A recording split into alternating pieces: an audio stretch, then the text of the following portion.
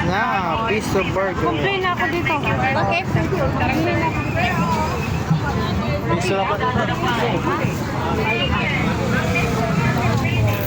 Share pa pala.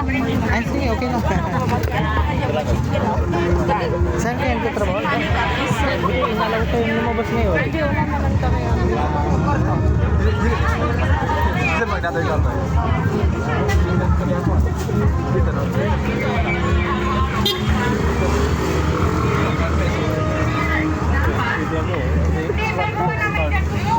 Tagal ko nang dinagamit yung Gcash ko, ma'am. Ngayon lang ulit.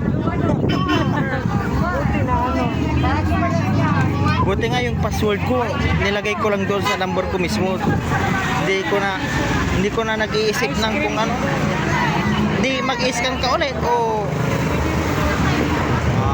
tama, ice cream tas Muna.